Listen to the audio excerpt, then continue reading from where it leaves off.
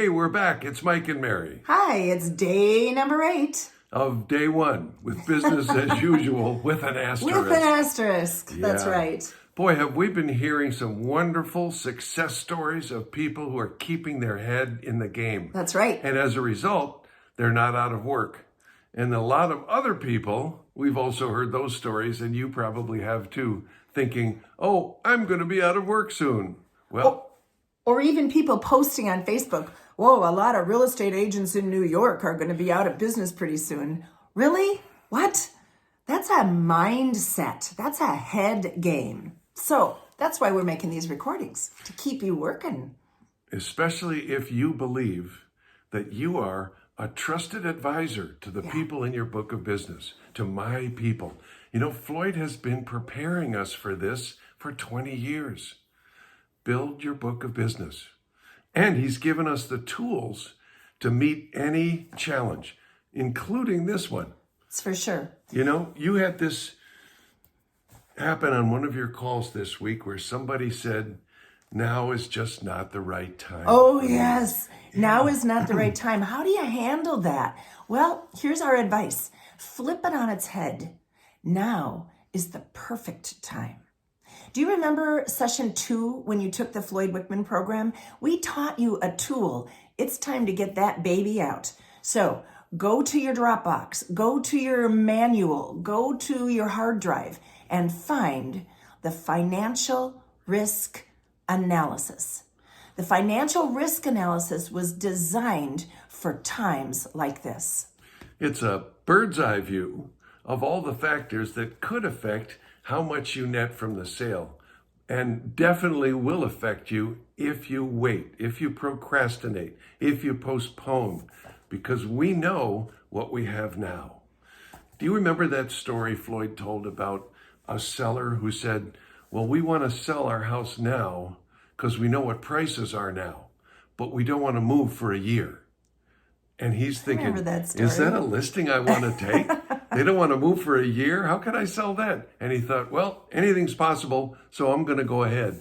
And the next day, he found a service person in the military who was getting out in a year, wanted to buy now because they knew what prices were now, but didn't need to take possession for a year. And guess what? He coordinated. He put the two parties together. And that's what we do.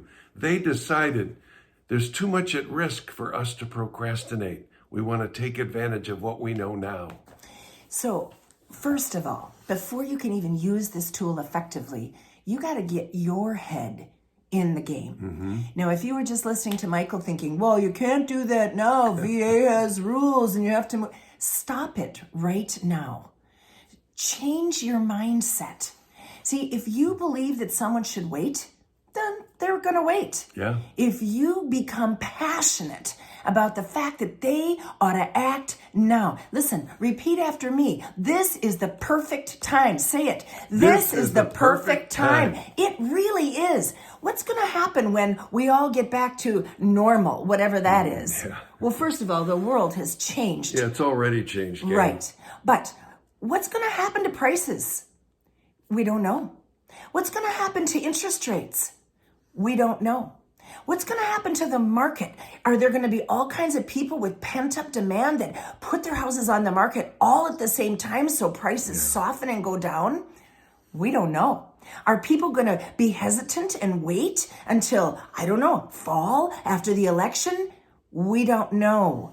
This is the perfect time. Say it again. This is the perfect time. You know why? Because we do know what's happening right now. And we are technologically able to sell houses through technology electronically and safely so no one breathes or coughs on each other. The tool you need is the financial risk analysis. Now, what you do is you begin with that sharp angle question, right? If you knew that waiting was the worst thing you could do and it would end up costing you a ton of money, I mean, maybe 10, 20, 30 grand, we don't know. But if you knew you were throwing that money out the window, would it at least be worth taking a look at this? Would it at least be worth considering moving up your plans? You get a yes to that, and then you set up a Zoom or a FaceTime or a Microsoft Teams or House Party. House party, yeah. Do something Skype. electronic where you can sit down with them and show them some math. And don't be chicken if you're not good at math, because it's only like a couple of problems. It's true. Yeah. Remember this phrase? Now, rates might not go up, but they could. Right. And if they do, ooh, there's a small fortune you're throwing out the window that you don't have to because you're waiting. Remember number You one? have to wait.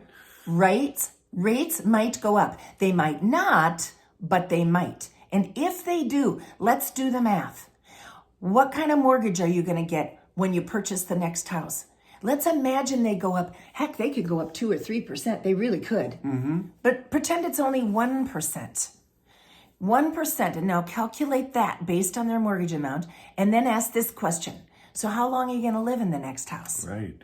And then whatever they say, if it's less than 5, use that number. If it's more than 5, take the number 5. So let's multiply by, let's say it's even 5 years. Look at how much money you've already thrown out the window. By the way, that's just number 1. So if you need help brushing up on that, get a hold of your Floyd trainer, because we all know those dialogues.